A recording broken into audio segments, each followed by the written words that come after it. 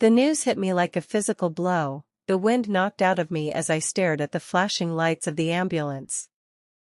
They were here for him, because of them.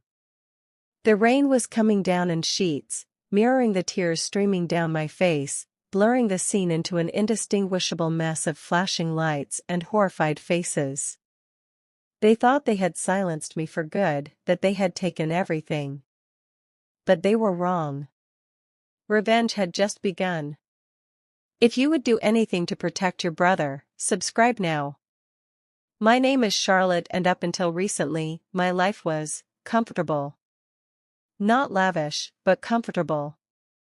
My parents, bless their misguided hearts, always wanted the best for me, which in their minds meant shielding me from any sort of hardship. I went to a private school, had piano lessons, the whole 9 yards. I never wanted for anything, which, looking back, was part of the problem. I was naive, trusting, and utterly unprepared for the viper's nest that my life would become. It all started with a business venture. I had a knack for design, a real passion for creating beautiful spaces. After years of freelancing, scraping by, I finally landed a major client, a hotel chain looking to revamp their image. I poured my heart and soul into the project, working day and night, fueled by coffee and the sheer thrill of seeing my vision come to life. The designs were innovative, fresh, and exactly what the client wanted. They were ecstatic, and I was on top of the world. This was it, the big break I had been waiting for. I set up my own small design firm, hired a few talented individuals, and started taking on more projects.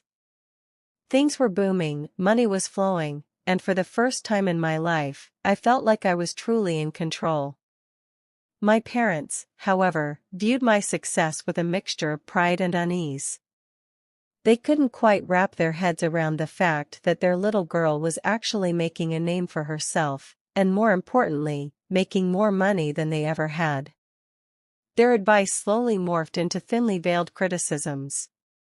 They started questioning my decisions, second-guessing my judgment, and subtly undermining my confidence. At first, I brushed it off. They were just being parents, right? But then, the questions started becoming more pointed, more aggressive. They demanded to know every detail of my business, every client, every transaction. I, foolishly, complied, blinded by the belief that they had my best interests at heart. That was my first mistake. The turning point came when I secured a particularly lucrative contract with a real estate developer. It was a massive project, the kind that could set me up for life. My parents, upon hearing the news, were initially thrilled. But their excitement quickly turned to something else, something darker.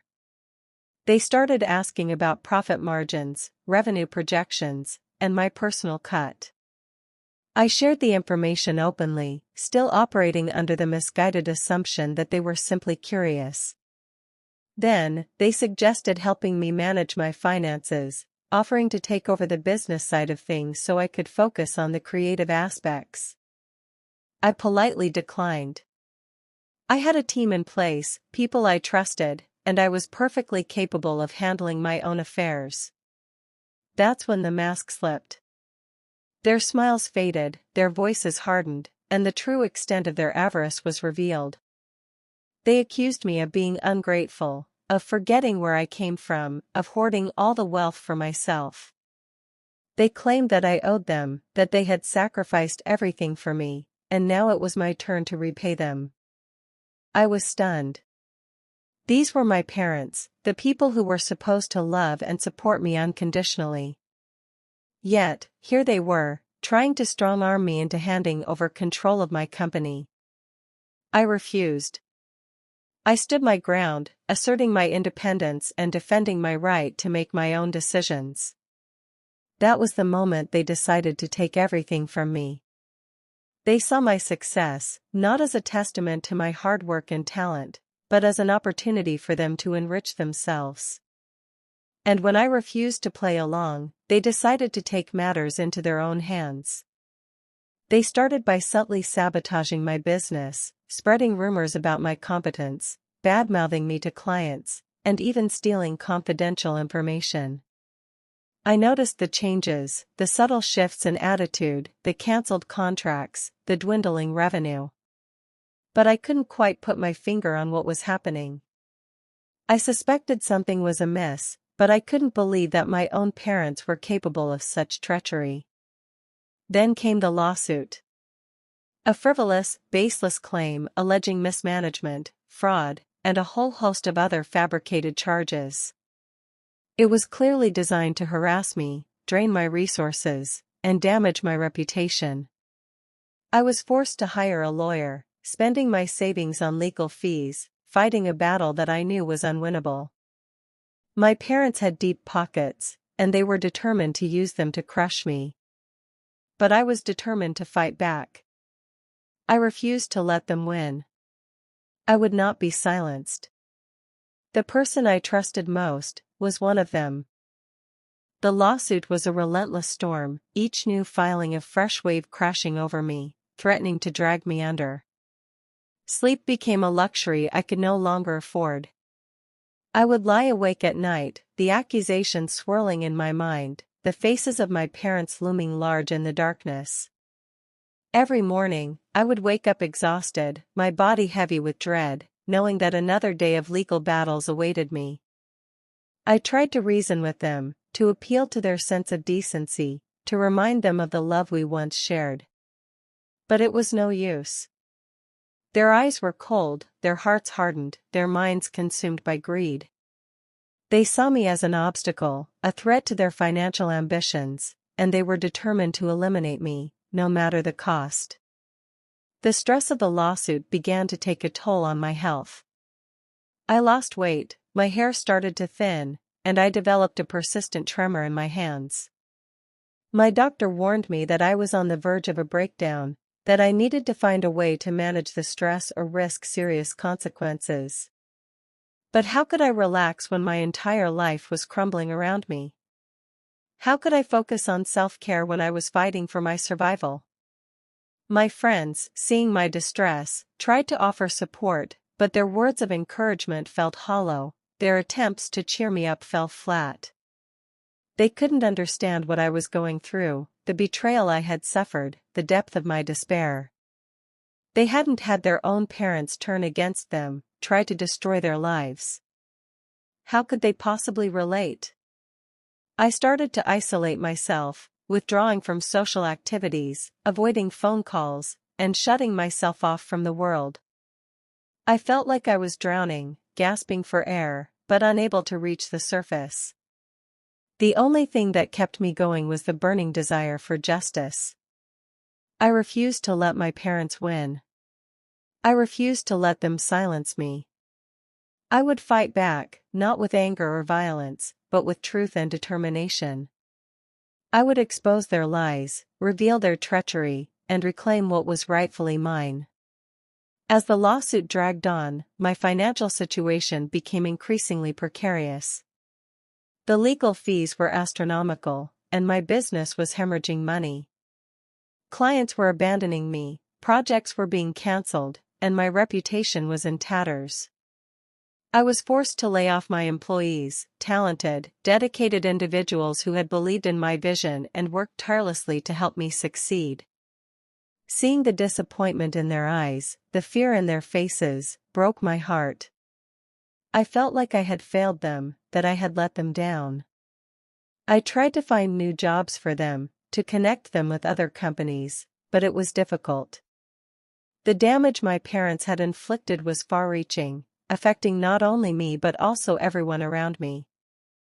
I started selling my possessions, my furniture, my jewelry, anything of value to raise money for the legal battle. I moved out of my apartment, downsizing to a small, cramped studio in a less desirable neighborhood. I cut back on expenses, eating cheap meals, foregoing entertainment, and sacrificing any semblance of a normal life. My parents, meanwhile, were living the high life, flaunting their wealth, and reveling in my misery. They would send me taunting messages, reminding me of my failures, and gloating about their success. Their cruelty was relentless, their hatred unwavering. I knew that they would stop at nothing to destroy me, and I had to be prepared to defend myself. I started documenting everything, gathering evidence of their wrongdoing, and building a case against them. I knew that it would be an uphill battle, that they had more resources and influence than I did, but I was determined to fight for what was right. I would not let them get away with their treachery. I would expose them for the monsters they were. Then came the ultimate blow. My brother, Michael, my only sibling, the one person in my family who had always supported me, took their side. He called me one night, his voice cold and distant, and accused me of being greedy, selfish, and disrespectful to our parents.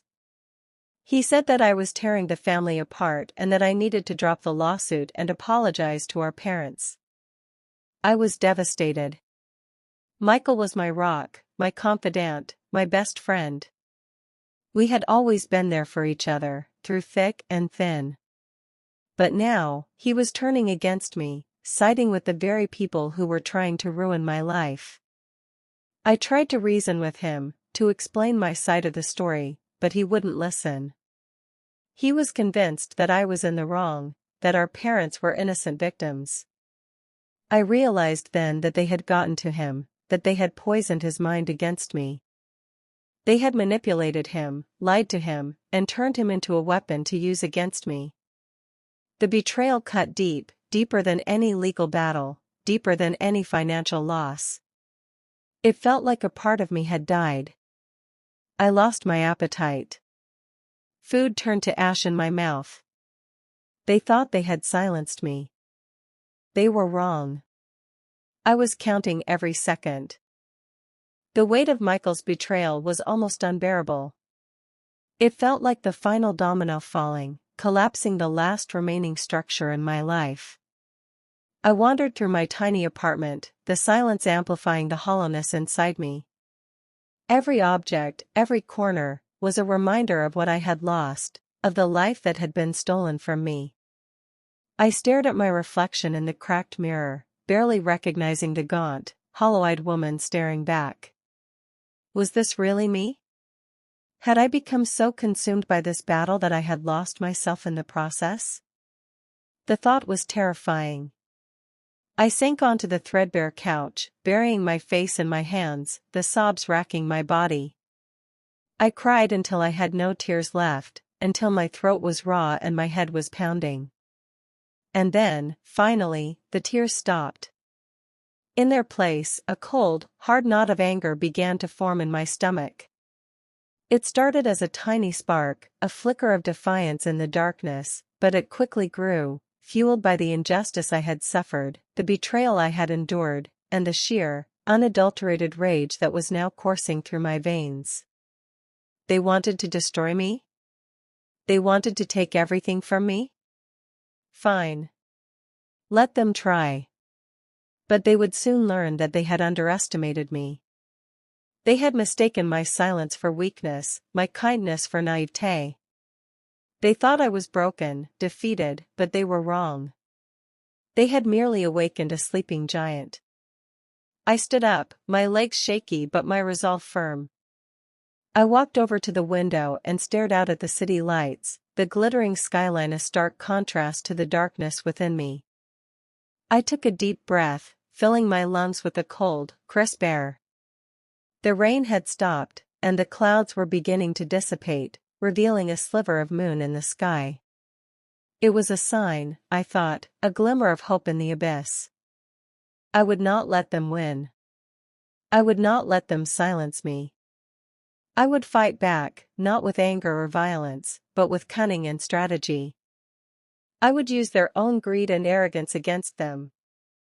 I would expose their lies, reveal their treachery, and reclaim what was rightfully mine.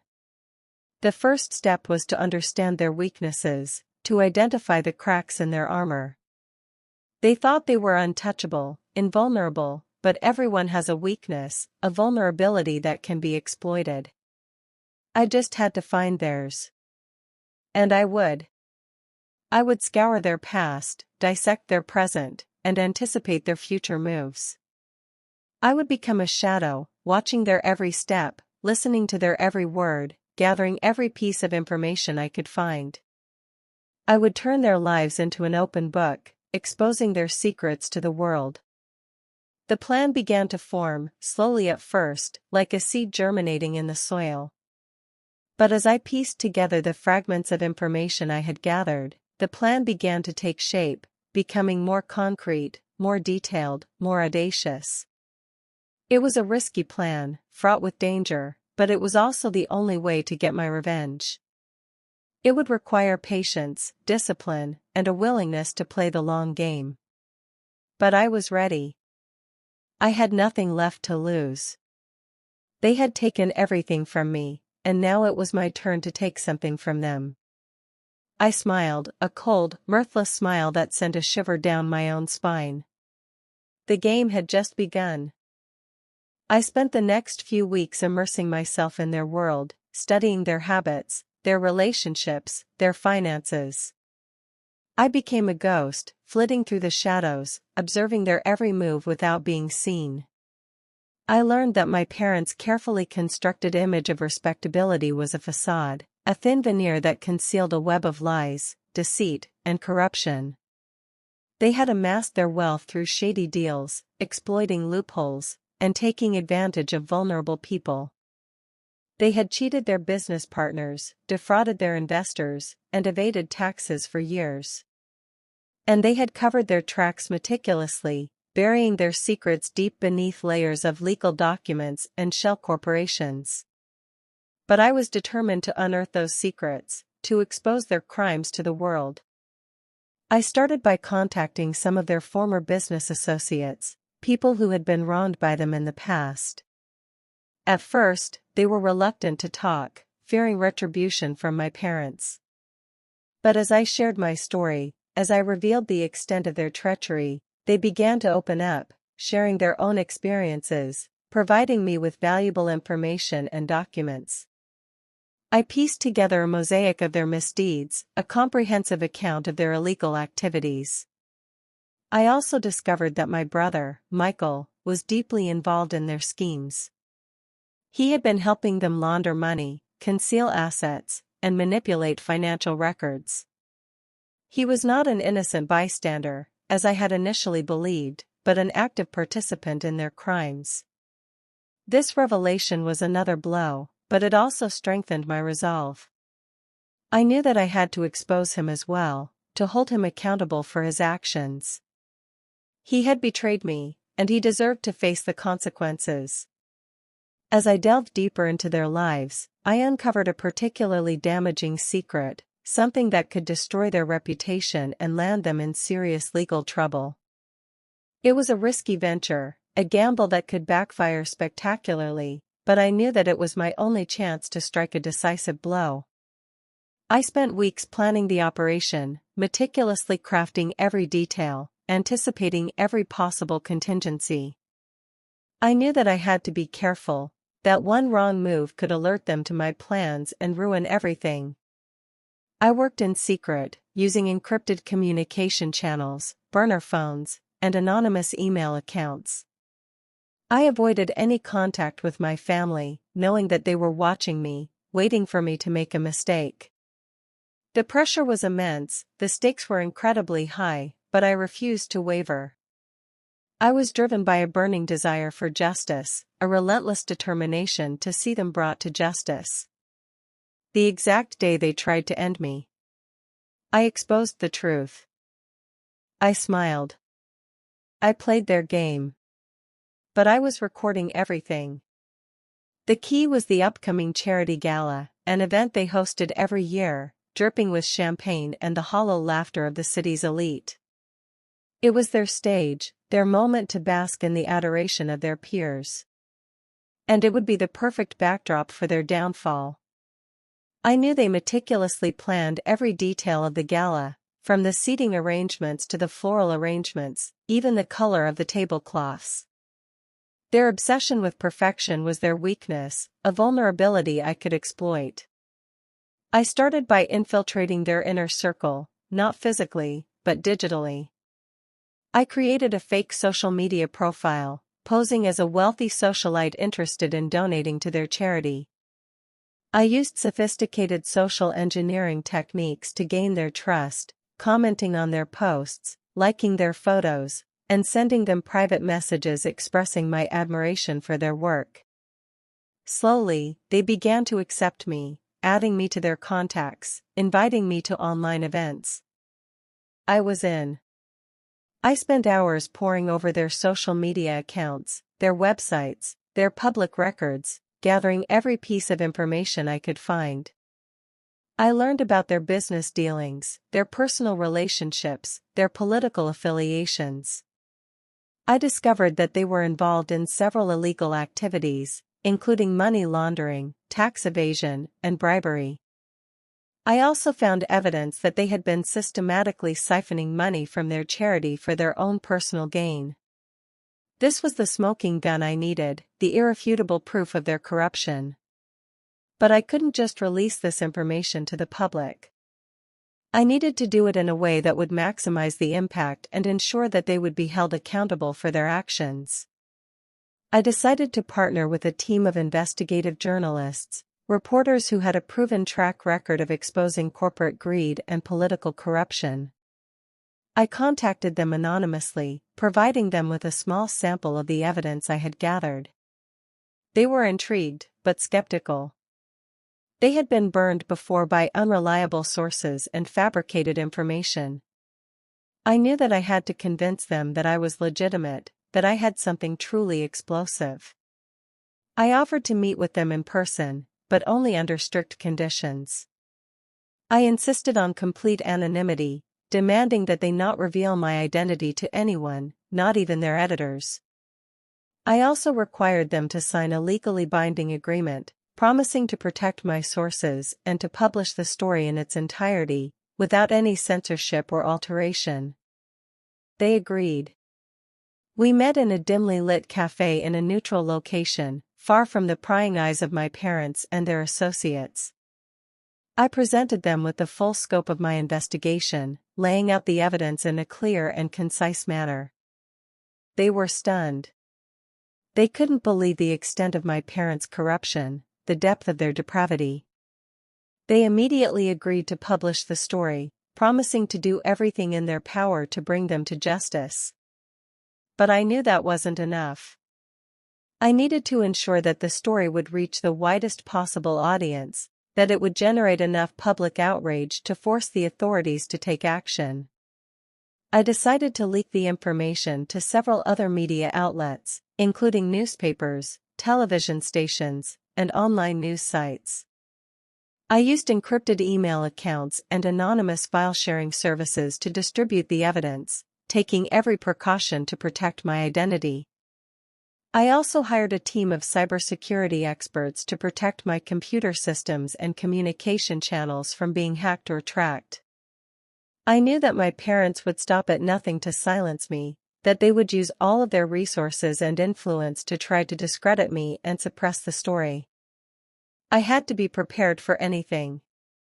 I spent weeks working around the clock, coordinating the release of the information, monitoring the media coverage, and responding to inquiries from journalists and investigators.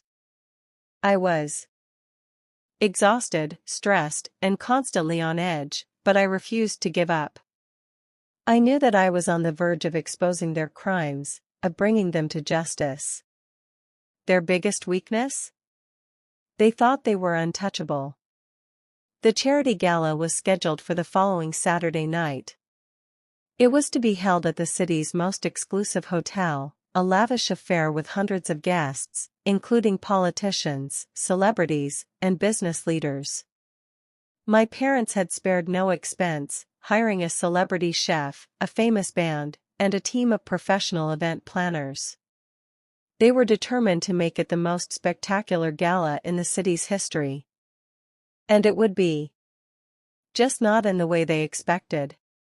On the day of the gala, I finalized my plans, putting the last pieces in place.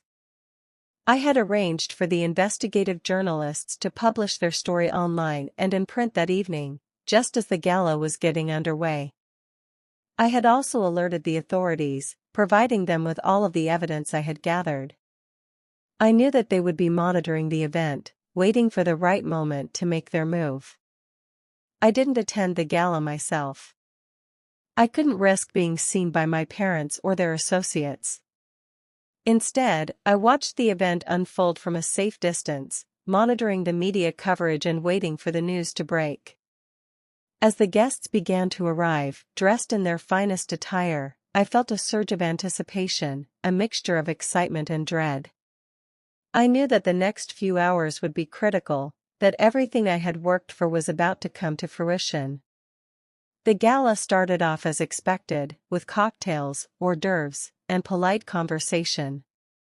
My parents were in their element, schmoozing with the guests, posing for photographs, and basking in the attention.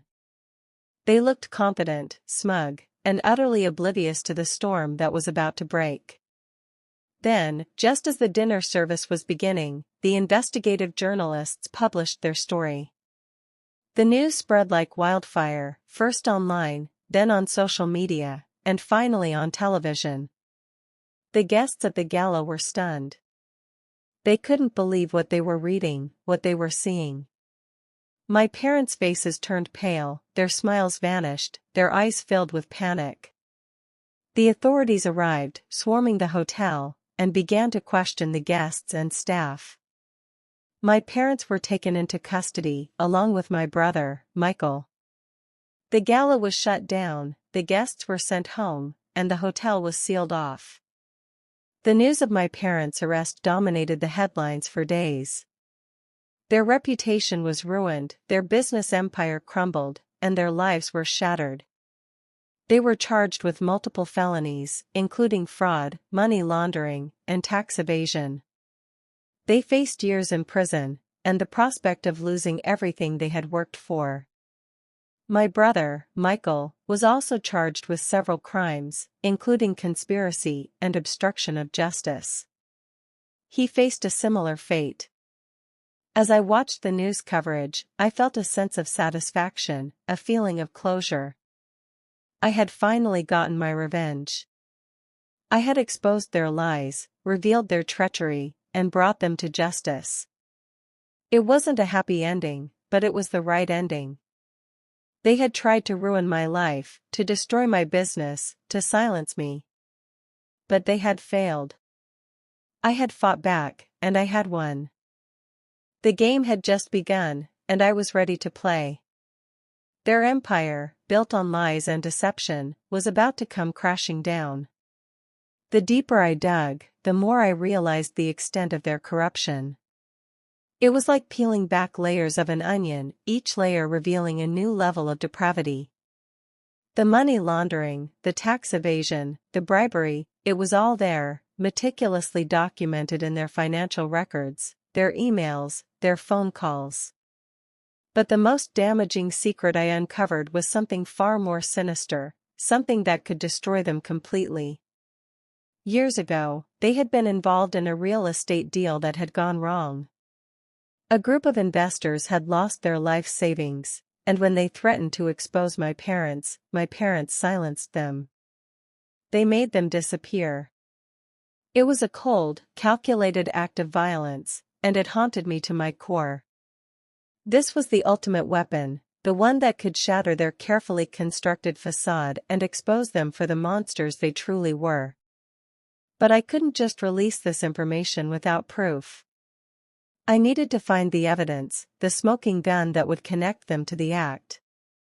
I scoured their records, their emails, their phone calls, searching for any mention of the deal, any hint of their involvement. And then, I found it. A single email, buried deep within their archives, a message from my father to my mother, discussing the problem and how to take care of it.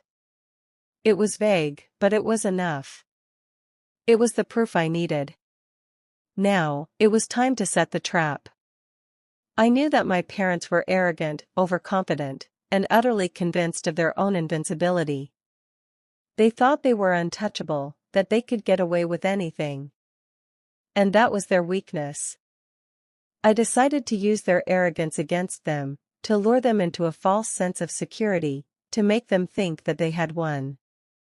I started by leaking a small amount of information to the press, just enough to pique their interest, to make them think that I was onto something, but not enough to reveal the full extent of my knowledge.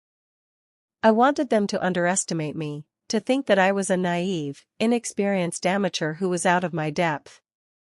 It worked. They took the bait. They began to monitor my activities, to track my movements, to try to figure out what I knew. But I was always one step ahead of them, using encrypted communication channels, burner phones, and anonymous email accounts to stay hidden. I knew that they were planning something, that they were going to try to silence me, to make me disappear. But I was ready for them. I had anticipated their every move, and I had a plan in place to counter their attacks. The key was the charity gala.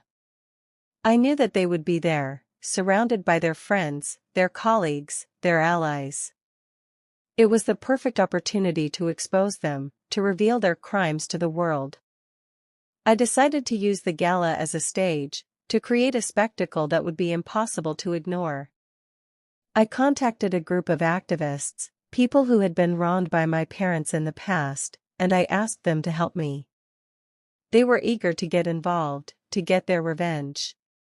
We planned a protest, a demonstration that would take place outside the hotel during the gala. We would hold signs, chant slogans, and distribute leaflets exposing my parents' crimes. But that wasn't enough. I wanted to do something more, something that would really grab their attention, something that would shock them to their core. I decided to create a video, a documentary that would tell the story of their corruption, their lies, their violence. I interviewed their former business partners, their former employees, their former victims.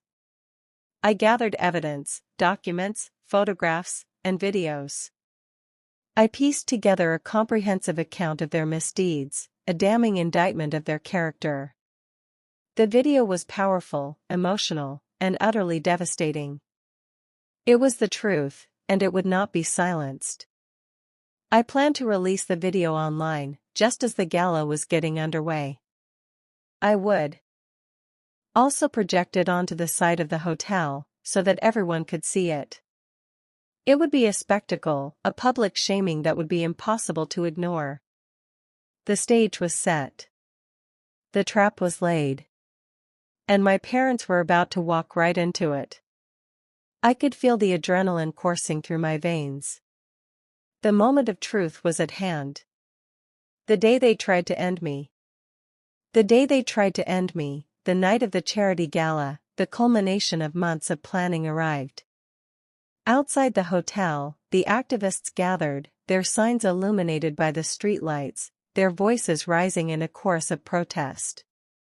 Inside, the champagne flowed, the music played, and my parents, oblivious to the impending doom, greeted their guests with practiced smiles and empty promises. The moment the first canapés were served, the video went live. It exploded across the internet, shared and retweeted, the truth finally unleashed for all to see. Simultaneously, a massive projector, hidden across the street, flickered to life, casting the documentary onto the side of the hotel, a spectacle for the world, and more importantly, for them. The music faltered, the chatter died down, and all eyes turned to the horrifying images playing out on the building's facade. Their carefully constructed world began to crumble. In the video, former employees spoke of exploitation and intimidation, their voices trembling with fear and anger. Business partners revealed the intricate web of lies and deceit that had fueled my parents' empire. And then, the victims appeared. Their faces, etched with pain and loss, told stories of ruined lives and broken dreams. The email, the smoking gun, flashed across the screen, the evidence of their unspeakable act clear for everyone to witness. Inside the ballroom, faces contorted in disbelief. Whispers turned into gasps. The air crackled with tension. My mother's face, once radiant with confidence, paled. My father's jaw clenched, his eyes darting around the room, searching for an escape. But there was nowhere to run. The authorities, alerted long ago, moved in. The click of handcuffs echoed in the sudden silence as they were taken into custody, their reign of terror finally at an end. Michael, my brother, stood frozen, his face a mask of shock and despair. The weight of his family's sins crashing down upon him. He would soon face his own charges, his complicity exposed for all to see. The fallout was immediate and devastating. Their business empire, built on lies and corruption, imploded. Their assets were seized, their reputation destroyed, their legacy forever tarnished. The city's elite, once eager to bask in their reflected glory, now shunned them like pariahs. They lost everything, their wealth, their power, their status, and each other. Watching it all unfold from a distance, I felt a strange mix of emotions. Relief, certainly, that the nightmare was finally over. But also, a deep sadness for the wasted potential, for the love that had been poisoned by greed and ambition. It wasn't the joyous victory I had imagined. It was something far more complex, more somber. I thought back to all the times I tried to get close. All the times they chose money over family. This was not the family I wanted, but it was the truth they created. They had tried to silence me, to erase me, to destroy me. But they failed. I had survived. I had fought back. And I had won. The darkness they tried to cast over my life had been dispelled, not with hatred, but with light. Justice was served. They lost everything. I just smiled. Revenge isn't sweet. It's necessary. It's not about savoring the pain of others, it's about reclaiming your own life, about standing up for what's right, even when the cost is high. It's about saying no more to those who seek to exploit and oppress. It's about understanding justice isn't served until the guilty have paid their debt. This wasn't about hurting them. It was about saving myself. Would you have done the same? Let me know in the comments. Subscribe for more justice.